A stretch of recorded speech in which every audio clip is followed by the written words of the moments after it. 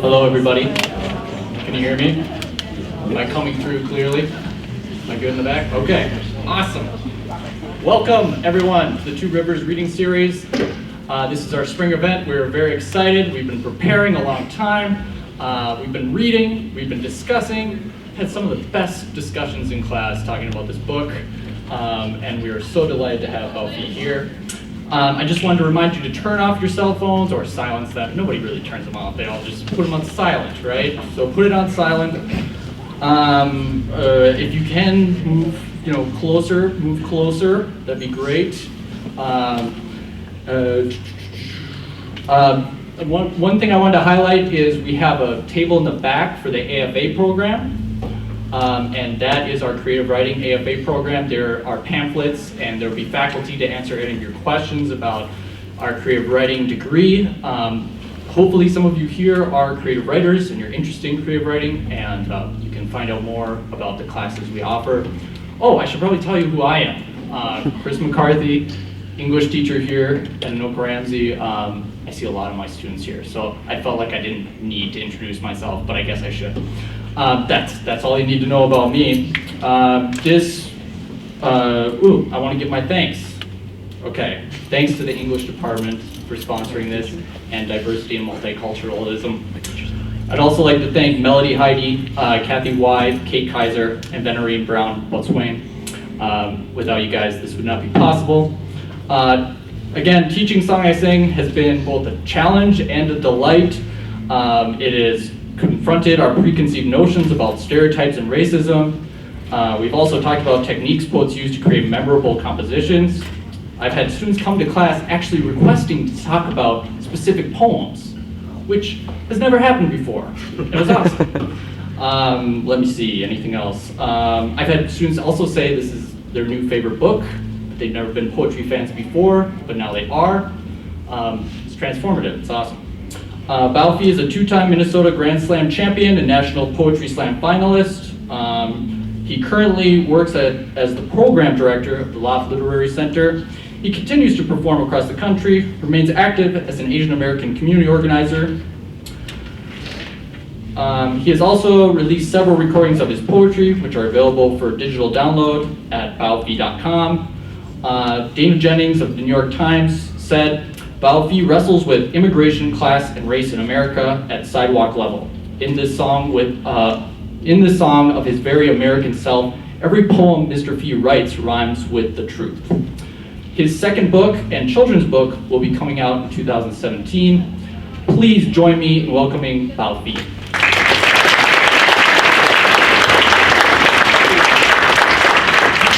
Thank you, Chris. I want to also thank everyone who was involved in bringing me here today for teaching my book. That's no small thing.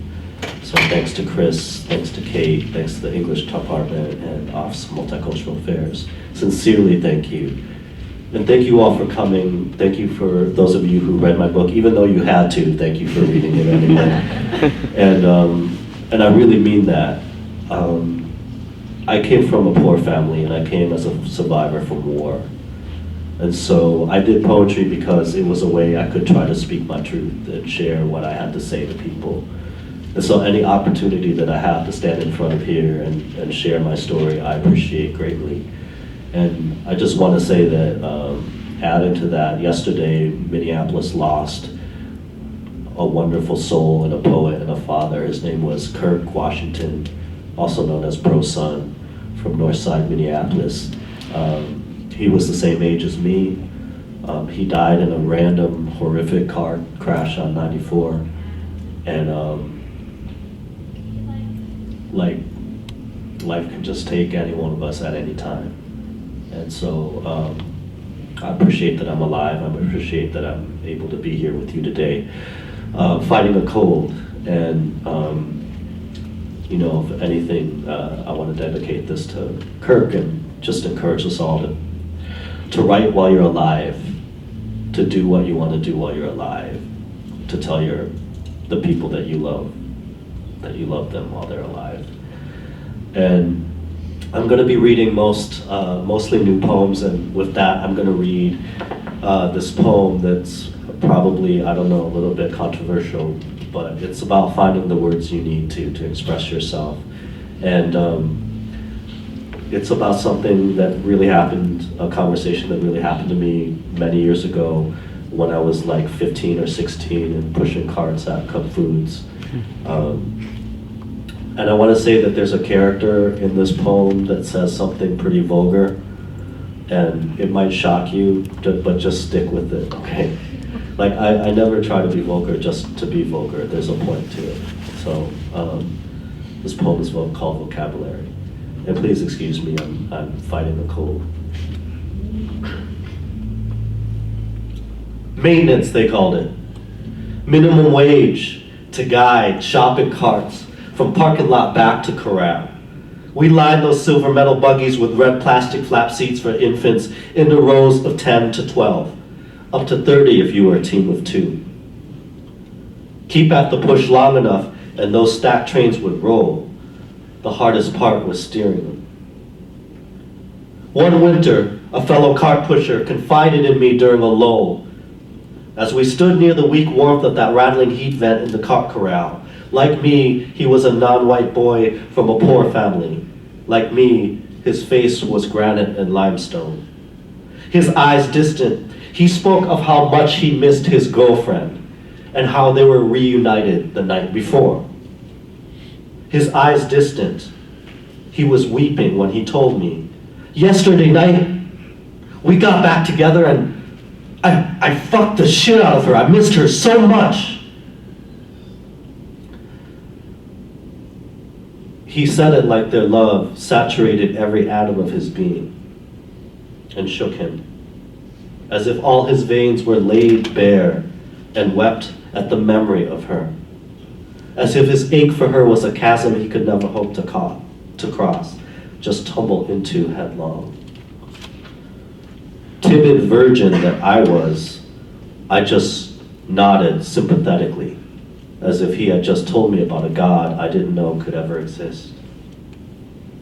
Sobbing, he wiped moisture from his eyes, stormed away from me into the slush, ashamed of laying his emotions so bare, and he never talked to me about her again.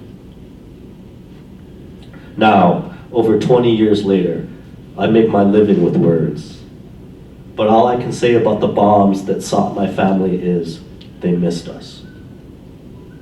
I still can't reach out to my friends, especially the straight male ones, their eyes the same size as stop signs.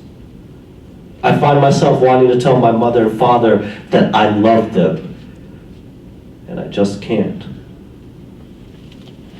I think about that boy, all those years ago, in that cold cart corral, how he found the only words he could, or perhaps more importantly, the vocabulary he needed to overcome himself.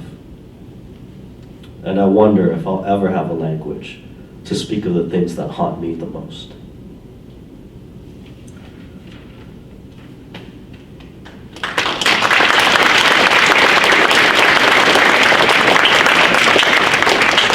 Thank you. So I'm going to take pictures of the crowd so that we will always remember our time together. Oh, you don't have to, but you can if you want to. That's dope. Okay. All right. Cool. That's awesome. I like that when you're like, you know, people are like involved instead of just like chilling. So who knows what microaggressions are? You all know what microaggressions are? Yeah. Yeah. Okay. Well, this is a poem about a microaggression. I'm not going to talk too much about it, but ironically, it happened on the way to therapy, and it happened at a bagel shop. And just a really quick background, I'm Vietnamese, just so you know. That'll make sense why.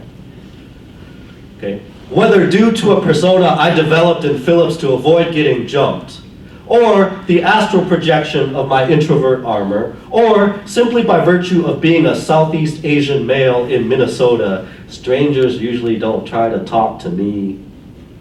But maybe as I get older, I appear more approachable. For example, the other day, on my way to therapy, at the bagel shop, a seemingly nice older white man whom I don't know exclaimed, "I really don't care for this hot weather. Are you from Japan?" Hell yeah, I should have said. In fact, you know that movie Godzilla? That's based on my life. Yeah, do you see them crediting me? I am sick of Hollywood co-opting my shit. It makes me want to vomit radioactive apocalypse and commit zombie homicide. Except in my version, there's more than one Asian who survives. Nah, mean. Our real conversation didn't really happen that way. But at least it didn't end in violence.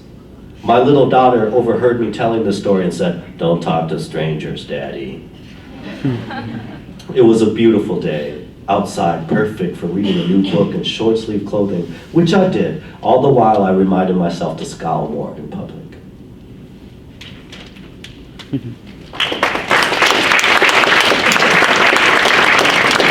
Yay, thank you. You guys doing okay? Yeah, my job is to keep you awake for the next hour. Don't worry, so I'm gonna read a few poems and then we're gonna go to a Q&A.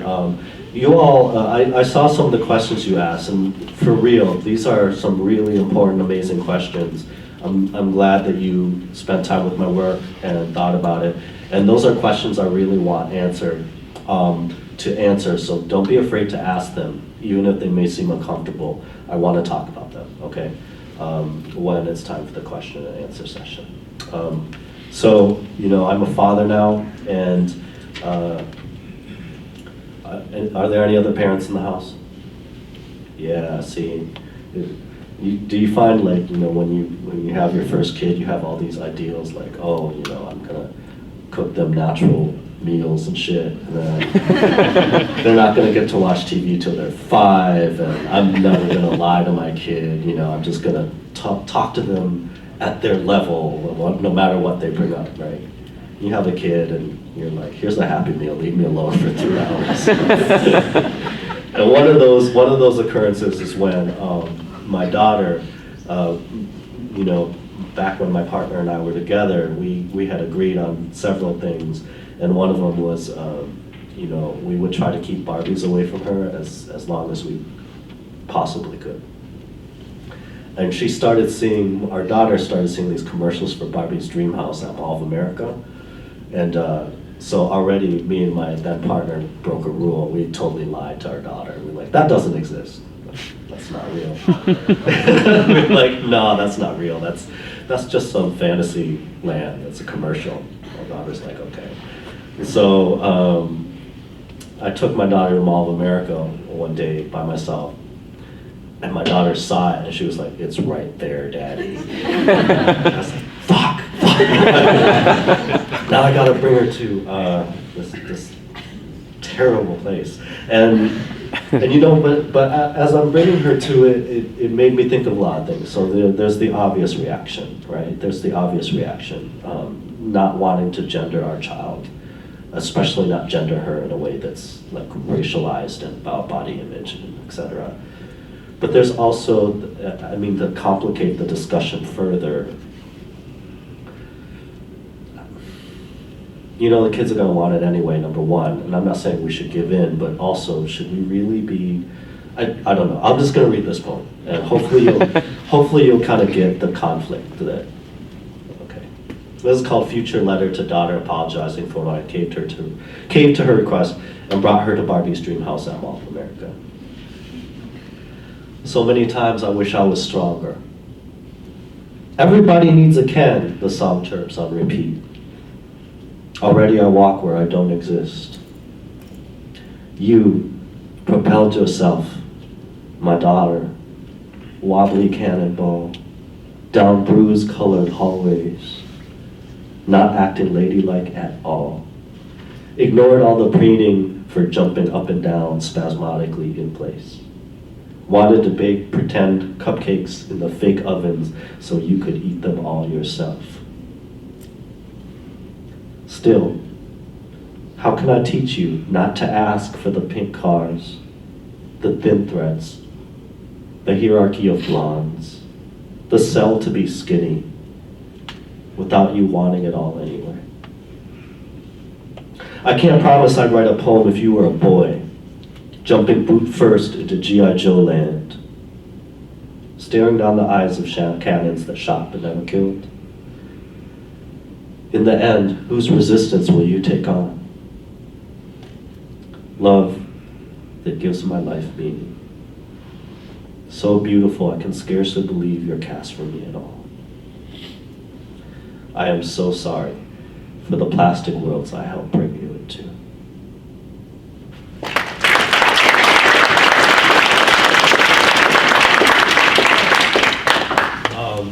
So as I get older, I am writing more stuff that's obviously personal, as you're hearing today. Oh, by the way, if you're forced to read any of my poems in your class, here's a tip. That last poem about Barbie's dream house, I collaborated with a filmmaker named Tony Wynn, and he made a video out of that poem, which is mostly my daughter, playing with toys. So it's like the cutest video poem ever that I'm ever gonna make, because it features my daughter and she's so cute. So that's gonna be the least suffering you'll ever have to do looking at one of my poems, because I'm barely in it, it's mostly my daughter. So see, I'm helping you out.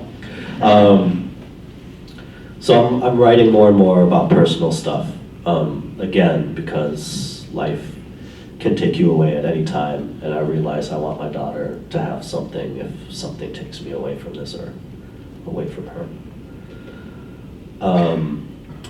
This next poem is about when I was a kid, and back in the day, a very long time ago, when I was a child, video games used to be in things like this in a cabinet, right? And they would be in front of gas stations or convenience stores, and sometimes you would actually go to an arcade and you would put quarters in, and you get 3 lives to do your thing, okay? And when I was a kid, there would be these Vietnamese cultural events that my parents would take me to, and we would get there, and usually what would happen is a bunch of us young folks would break off and escape and try to find video games. And this is about one of those times. Refugees from Prom Center, the 80s. Who says Asians can't dance? Have you ever seen old Vietnamese people cha-cha, tango? Like their feet and hips asked to be colonized. You can't handle them, so don't. I'm walking away from all of this with kids older and taller than me, blocks away to the promise of video games in some arcade or maybe the front of a store. I hate Vietnamese people, one of the boys says suddenly, his scowl like a blue marbled switchblade. I hate my own people, he laughs, to make sure we get it. I've only got 1 quarter, so I hold it in palm and watch the other kids play first, including the hater who puts his quarter into a slot, does his best control his 1 man out of 3. I can't remember what game he played, or if I cared that he hated Vietnamese people like me, like him. That's a lie. I know I didn't care. I was rooting for him, even after I saw him lose life after life.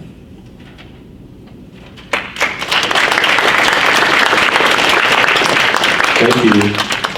Yeah, video games, yay. So, all right, so if you've read my book, you read my poem about Fong Lee, who was a Hmong teenager who lost his life to police brutality. And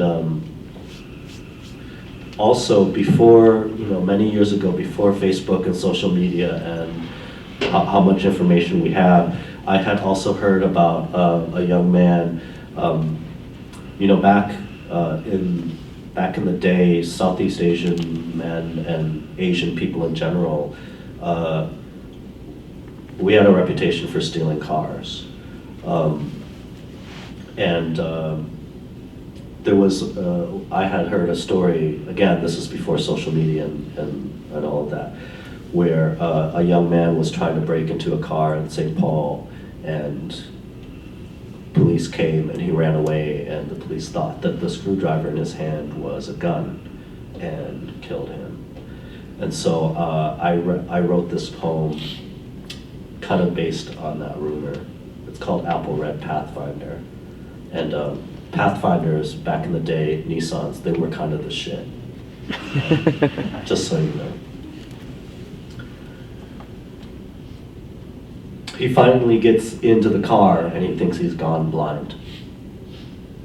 Sees nothing but a blanket of white in front of him. a sign maybe he should stop doing this. The screwdriver in his hand, a threat to the neck of the steering column. The Pathfinder red in the snow. An apple dropped out of season. Now his dad told him everybody eats apples in this country. It's kind of their thing. They even have a rhyming slogan about it in their language. So Dad tried to keep apples on the table to remind him who they should be. This boy is from Vietnam or Laos or Cambodia. Does not speak the language most assume is his home tongue. He imagines being a superhero who can see the future. Every action setting off a chain of possibility and consequence. A missed bus saves a rider who is late to the gas station job, sprayed by bullets by an armed robber. Or bumping into a crush at a mall leads to a date, to marriage and kids, a house in the suburbs, and so on. In a few minutes, this boy will run in the snow, under street lamps that briefly illuminate the skin of his origin. The screwdriver, police will swear, looked like a pistol. There will be popping noises that sound the opposite of a celebration, lead heads of the bullets flattening depending on where they enter his body. Now, he realizes his blindness is just snow covering the windshield. The lightest breeze turns the powder to diamonds under the street light. Winter is every flake of snow, coaxed to single crystals, until they pile back into an unknowable mountain again.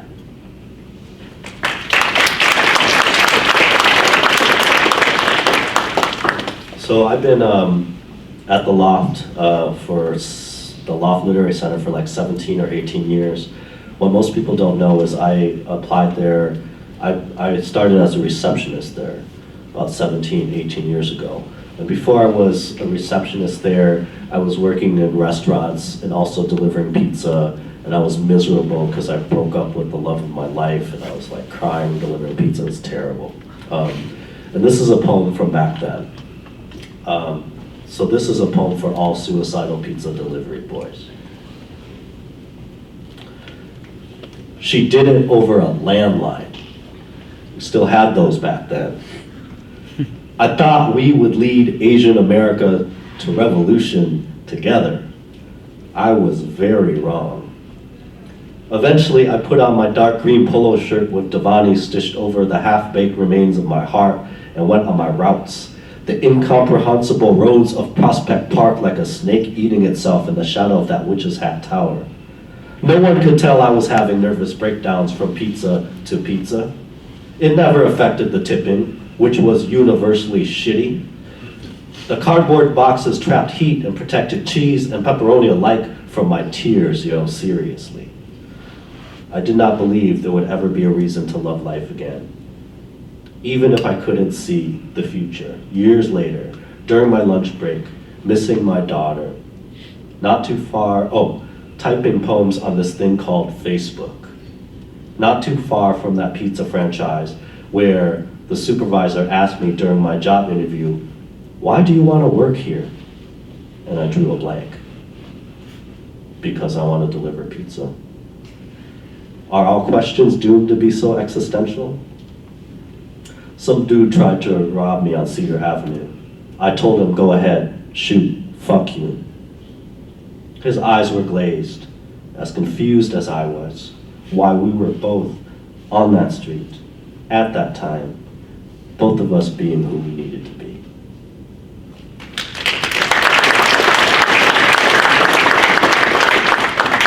All right, I have a few more minutes. I'm just gonna skip ahead a little bit.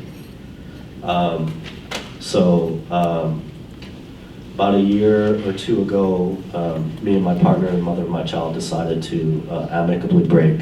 And so I'm a single co-parent. And this next poem is about, I wrote it when I moved into the apartment, and that apartment happened to have a lot of other single parent families kind of like mine. And it also kind of just, I don't know, man, you get older, you start seeing life goes in these weird circles. And this is kind of what this poem is about. And just to give you a reference, something that I talk about in this poem. So Japan was devastated by a tsunami about 6 years ago. And I don't know about how many of you know, but true story, there's a couple of men from Japan, obviously in Japan, who even though that happened years ago, they still have family missing and they still dive.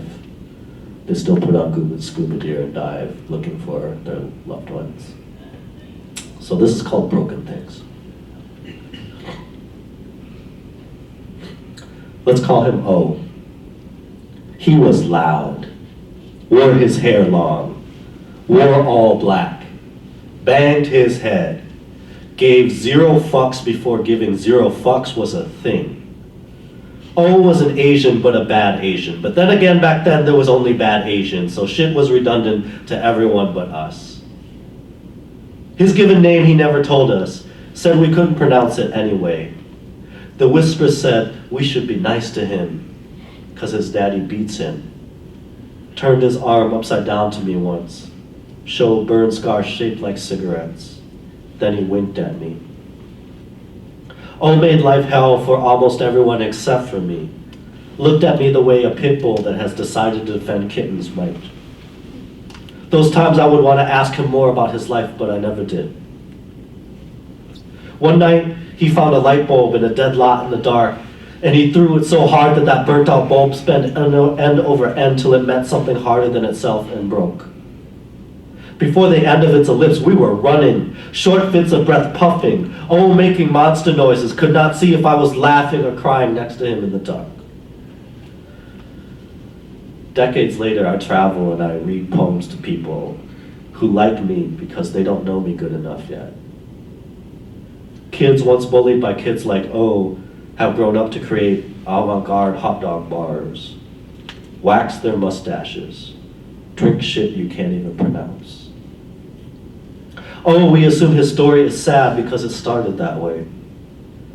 True story, 2 Japanese men scuba dive for a wife, a daughter, lost 5 years ago to a tsunami. They dive, and they dive, trying to find a place beyond hope. They're at their best when the ones they love can't even see. We were talking about O, right? Of course. How none of us can predict even what we know. And what of the kitten? Well, let's just say if you are a parent, and yet the one thing that might make you special on this earth is that you are a poet, God help you. On a good day, my daughter lets me listen to Sade and not My Little Pony jingles over and over and over again. I realize I yell the same things at my daughter at the same time that my dad would yell at me, except I yell in English, which some would consider the official language of bad Asians. The apartment building has several single-parent families like mine. We know the juggling of a foot to catch a door, to hold it open, one hand carrying groceries, the other bag of toys that our own child has refused to hold, and our kids wanting us to grow a third arm to carry him through the threshold. And we say the same thing to their spread and hopeful arms in 3 different languages, not knowing if it's us or some God when we say, I can't carry you. What if this is the best we can be? When we realize phrases like, be who you are meant to be, make no sense at all. Look into a burned out light bulb sometime. See that something which should lead to something else is broken.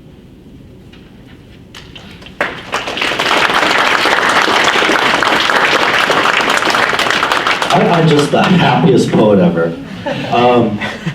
So I'm going to end with the last poem that is also depressing, but at least it's kind of funny. And I'm kind of glad that I made it through this reading without something truly horrific flying out of my nose.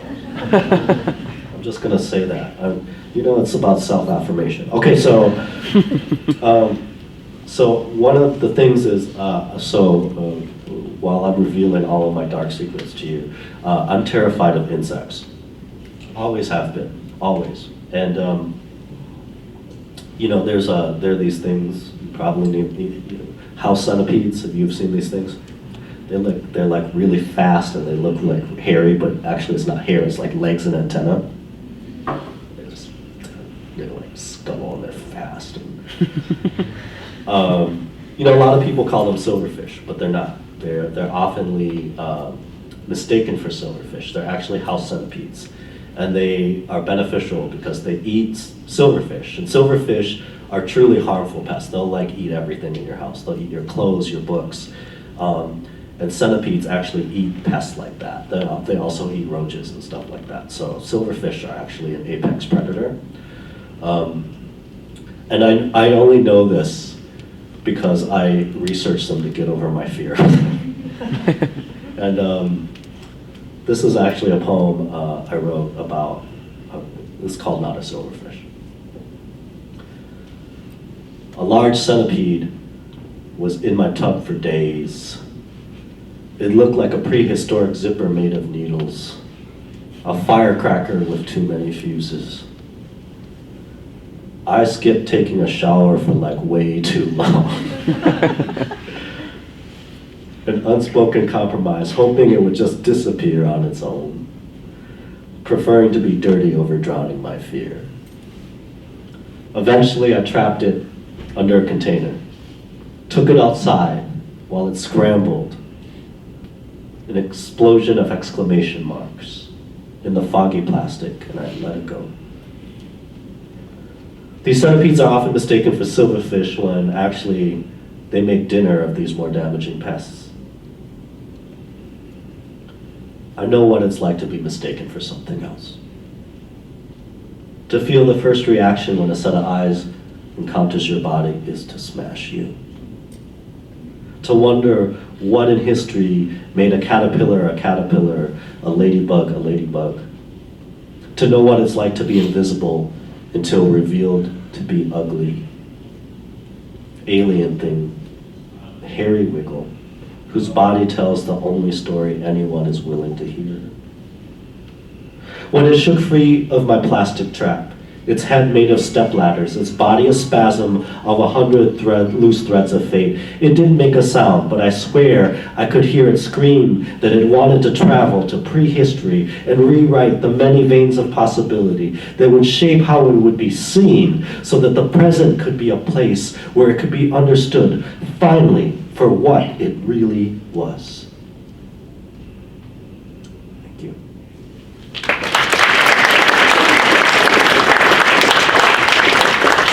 Okay, so thank you for your patience. Thank you. We made it together. And there are some really great questions, so please ask away or ask new questions too. And if you're too shy to ask a question, there are some really important questions in there. And I just want to say that if you're too uncomfortable to ask that question to me in public, you shouldn't be, but if you are, email me, because there are some important questions that I would love to address, and I don't want to leave you hanging, okay? So, anyone want to start? You can ask a new question too, whatever, it's fine. Yeah? Where did you get started with speaking poetry?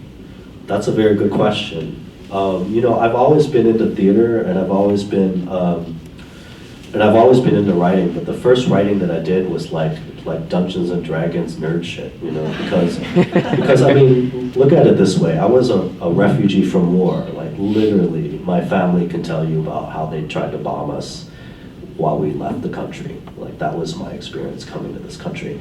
Going from that to Phillips, you know, being raised in the hood, like good luck. You know, like nobody tells you how to be a Vietnamese American in the hood. No one tells you how to do that. Good luck, right?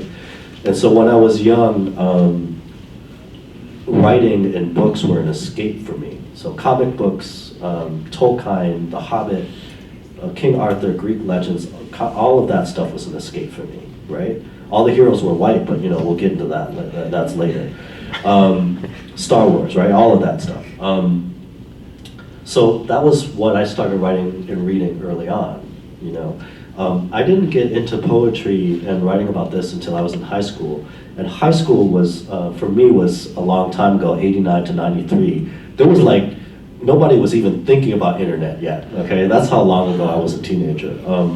But 89 to 93, I also had two older brothers in the US military, and they were sent to, actually, they ended up being sent to both Persian Gulf Wars, but this was the first one during those years, right?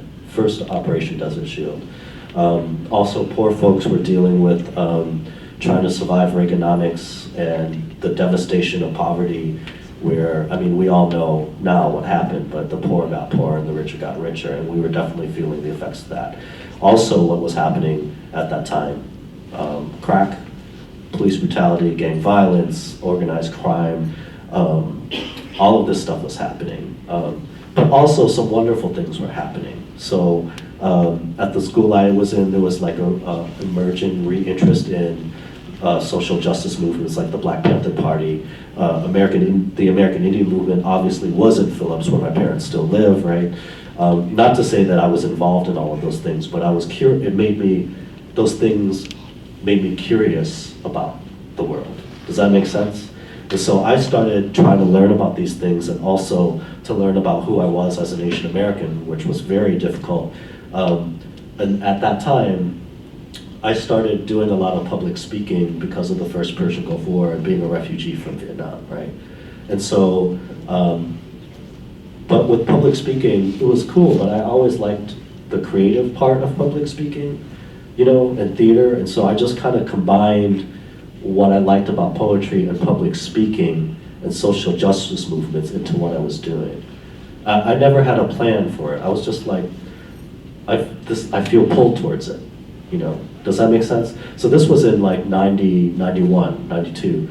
And I started competing in speech team, and that, you know, in 91, 92. And that's probably where you could say officially that's where I started doing this. Now, obviously, it's called spoken word, people slam, and that's great, but that's how I started back in the day. Does that make sense? Yeah. Thank you for asking that question. It's a very long answer, but I'm old as hell. I'm sorry. This is what you get when you ask old-ass people to come and talk, is you get a lot of backstory. So, yes? Have you ever had a fear of public speaking, or did it just come naturally? I still do. Yeah. All the time. I still do. I have fear of doing this today, you know. I just spoke yesterday and I had fear of doing it, but I got over it. I get over it every time. Just because, again, one, do I have something to say or not? And two, again, just to always be grateful, right? That you all could be doing anything right now. Literally, there are a million more fun things any of you could be doing right now. And the fact that you're here, even if you might have to be forced to be here, you know, I still owe it to you to get over my fear and do the best, you know?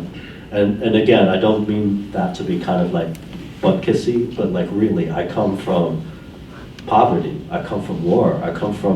I didn't do this because I ever thought that people would want to hear what I did. I did this because I felt like I had to do this or be insane or die, you know, to express it. And so that's how I get over my fear of public speaking all the time, is to always remember that what the alternative is, which is being silent and scared and insane and possibly a serial killer, you know. But thank you for that question. The answer is all the time. I get scared all the time.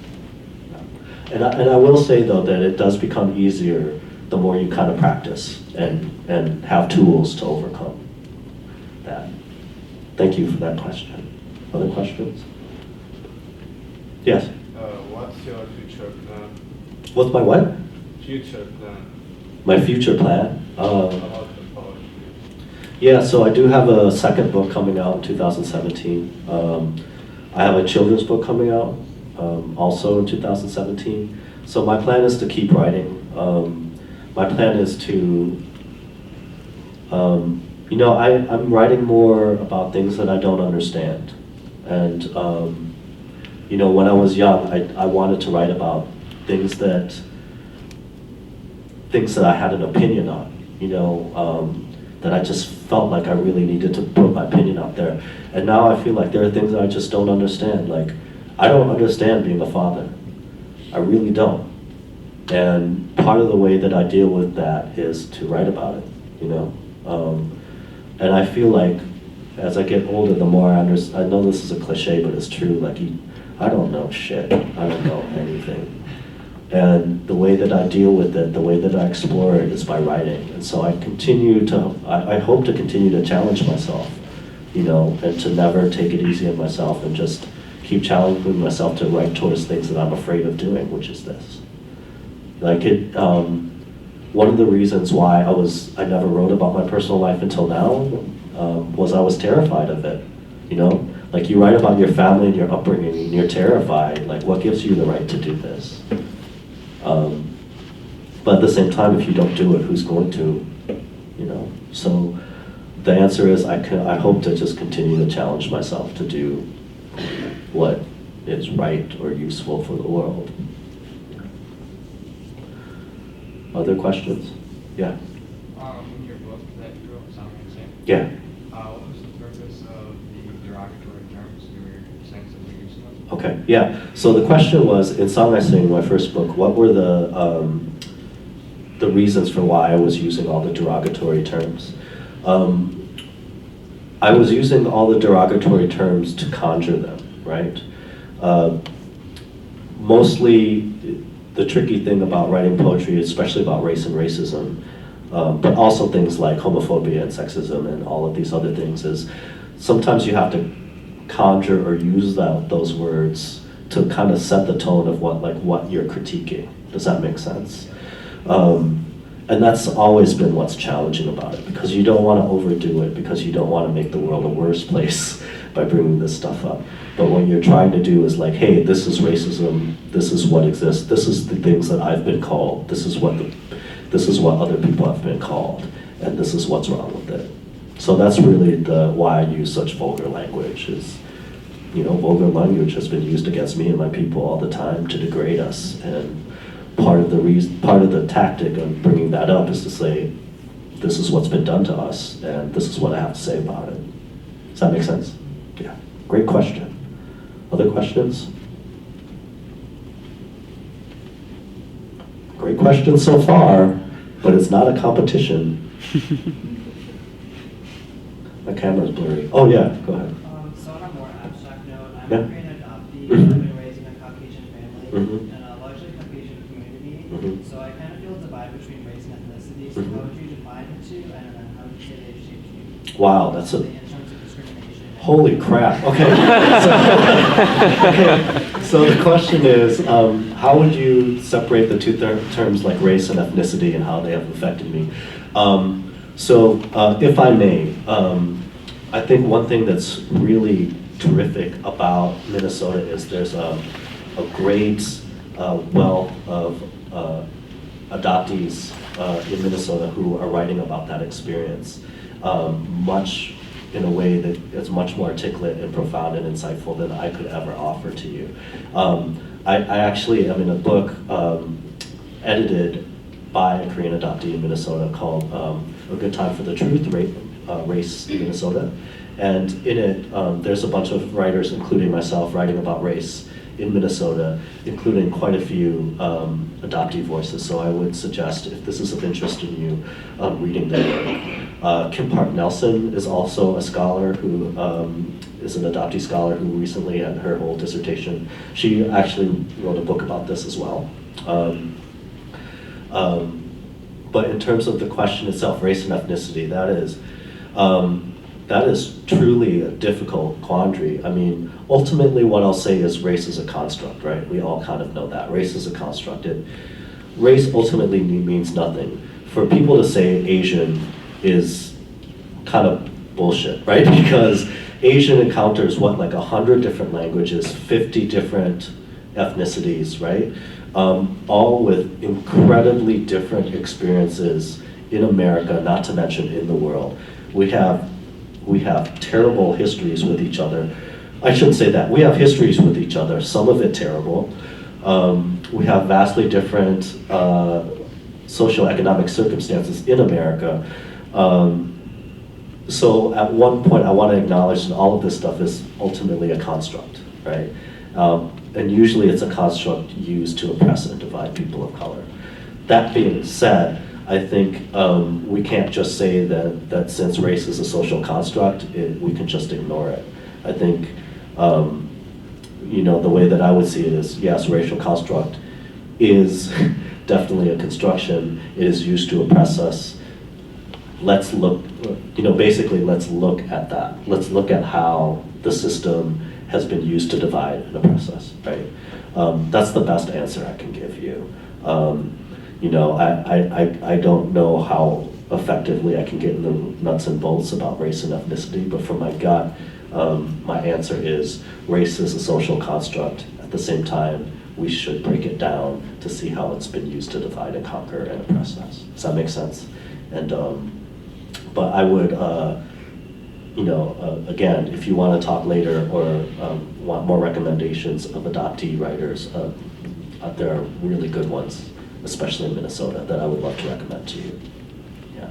Okay, we have like 5 minutes, so a couple more questions. Or maybe one more question. Yeah, no. Look, there's like balloons. That's amazing. Like, who gets balloons at their poetry reading? Seriously, that's dope. Thank you, guys. No, I'm serious. Like, I like balloons. My daughter loves balloons. I always take the balloons home to my daughter when I get them. Oh, yes, question. In some races, there seems to be a variety of different structures of homes. What reasons that variety?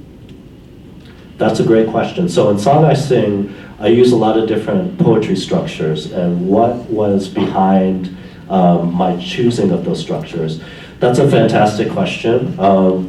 Really, the answer I have is wishy-washy. Every poem, I feel like every poem that I write has a voice or some type of soul, or it's like every poem that I write is a being into and of itself. And the challenge for me is to find what voice is right for that poem. Does that make sense? And so for some poems, for example, the Gazzella Sistina, that poem worked because I used a very traditional Italian form called a sestina, which is also a pain in the ass. But that was right for that poem, right? But for a poem like the poem about the Prince impersonator, Prince Among Men, that's a more free verse. And it uses and it's broken up by a couple of Prince lyrics translated into Vietnamese that just felt right for that poem. Does that make sense? And so basically the challenge for me as a poet is to try to figure out what is the correct voice for each poem, and that's absolutely about structure. Yeah, so thank you, that's a great question. Awesome. We have time for like one more, right? One more. Yes, please. Where did you go around here to get more involved in spoken word poetry? Oh, that's a great question. So you can definitely check out my organization, Loft Literary Center, loft.org. You can also check out this organization called True Art Speaks. I really like what they do. They primarily organize like teen poetry slams, but going to those teen poetry slams, man, it's like seeing teens do their thing. It's like you're reminded of why this art form is important, and I would absolutely look into the stuff they're doing, getting involved. And then in terms of like for your own stuff, it's really different now from when I was a teenager. Before there was like one slam, one open mic, and now there's like literally probably an open mic every day. And that's great in all of these different places. And the challenge is just trying to find the right one for you. So a couple of different resources are Minnesota Spoken Word Association, and also the poet Cole Sarar has a blog called Minnesota Microphone. That's pretty good, where you can find stuff to do. Also Guante, have you had Guante come? He's amazing. You got it. Oh, Guante, he's an amazing activist and poet organizer, one of my favorite people. His final, so he's in school, and his final presentation and project is next Monday, I think. Look up Guante, Guante. And he also writes on his blog about different places to get involved and stuff. So, and he's fantastic. So, yeah, great question. That's a great place to end it.